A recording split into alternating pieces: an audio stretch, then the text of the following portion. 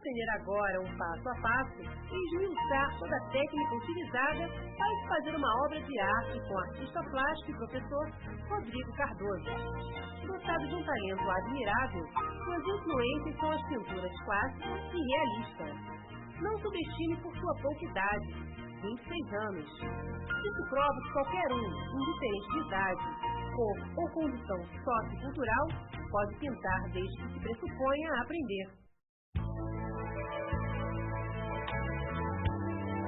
Eu vou começar a estruturar o desenho aqui. Eu vou usar um fusan, um bastãozinho de carvão, para poder jogar mais ou menos as formas e eu vou tentar não forçar muito.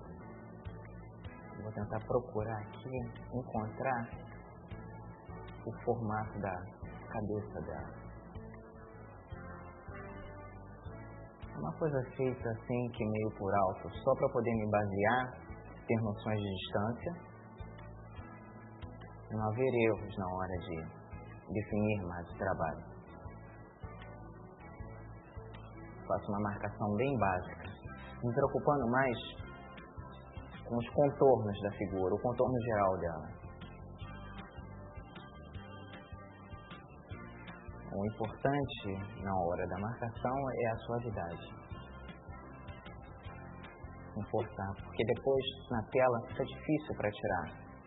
Eu geralmente depois do fusan, quando eu já tenho alguma certeza de que o desenho foi bem estruturado, eu começo a usar o lápis carvão, mas a diferença dele do fusan é que ele marca mais. Fica mais difícil retirar o excesso de mina da tela. Eu procuro me guiar em certas partes da figura para criar pontos de referência, às vezes geometrizando a forma, para me ajudar a delinear ela. Eu vou colocando aos poucos, um pedacinho aqui, outro ali, eu procuro riscar bastante, porque dentre todos esses riscos eu vou escolher o mais próximo para fazer o meu definitivo. Eu estou usando aqui agora a foca alfa, que eu vou apontar o lápis carvão para poder vir com um delineamento melhor agora.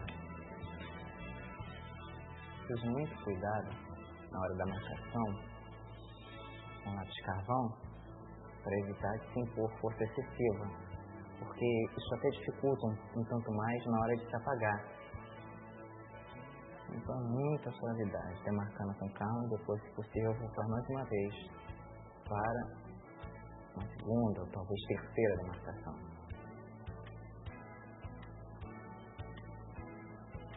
Talvez eu venha marcar uma ou outra área de sombra só para poder me basear numa demarcação de tinta mais tarde, um tanto mais precisa.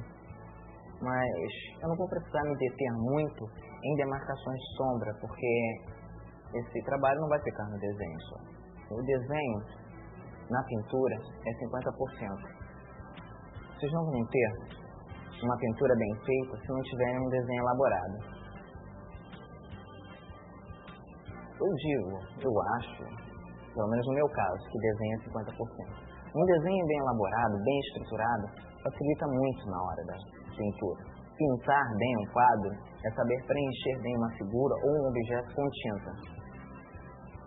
O mais importante de tudo é o desenho, estrutura, sempre pensando na suavidade, leveza, proporção.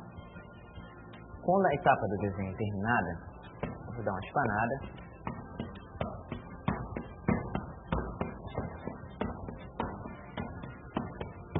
Tirar o excesso. Ver que o lápis carvão ele permanece. Não importa o quanto se apague. Por isso, da necessidade de fazer um desenho muito bem apurado e estruturado antes de qualquer risco mais forte. Porque isso dificultaria na hora de apagar para tirar o excesso de carvão da folha.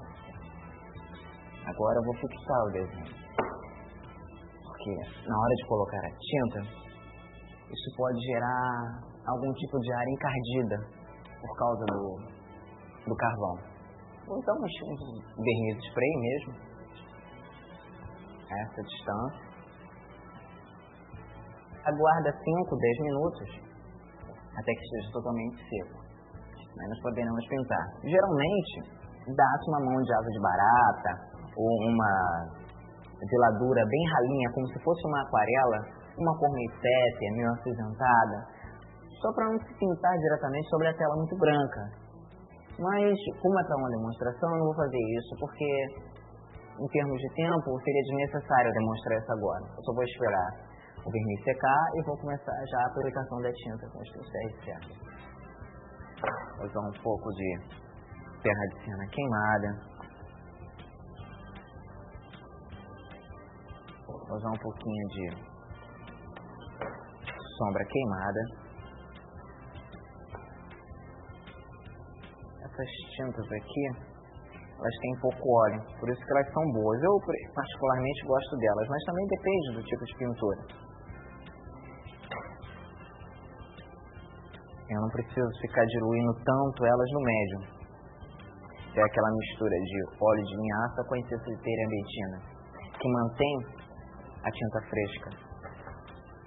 Basicamente, isso daqui são as cores que eu vou usar para brincar um pouco com o tom de pele delas. Eu como trabalhando nas áreas de sombra,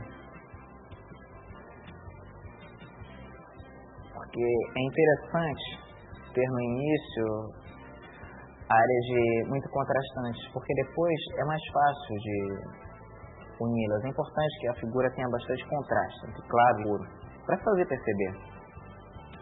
Isso me ajuda a me estruturar também. Eu marco as que eu acho básicas e as ponho aqui para eu ter uma espécie de referência, como se fosse um mosaico, um quebra-cabeça.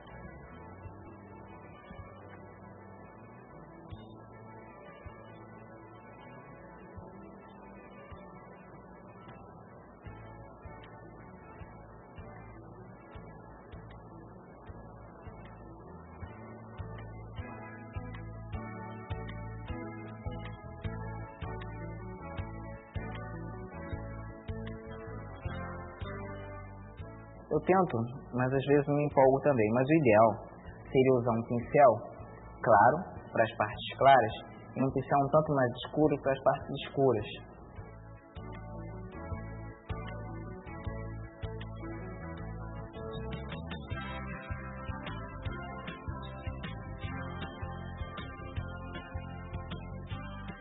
Nesse tipo de pintura, eu preciso estar aplicando camada e ficar perdurando, sendo um pouquinho enjoado com o pincel, para eu conseguir alisar um pouquinho. Isso é a minha particularidade, porque eu gosto.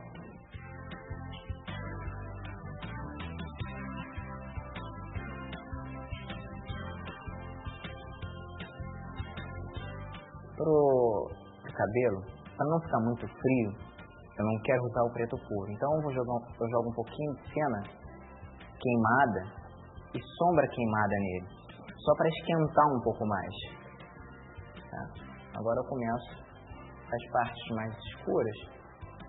Sei, no meu método, na minha maneira de fazer, eu venho seguindo mais ou menos o ritmo, que é o sentido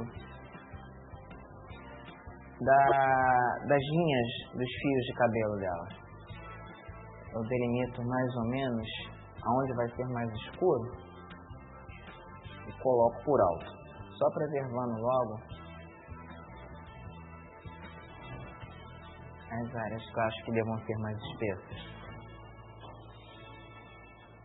Acabando a parte do cabelo, eu começarei a trabalhar e a delinear mais a pele e todo o resto com os pincéis de pelo.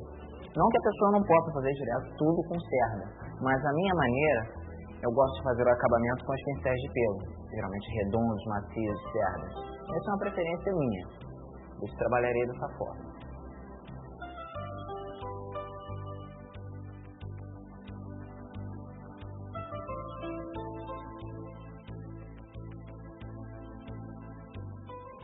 Com o pincel de pelo, uma das partes que eu mais gosto é de acertar a figura, corrigir as pinceladas.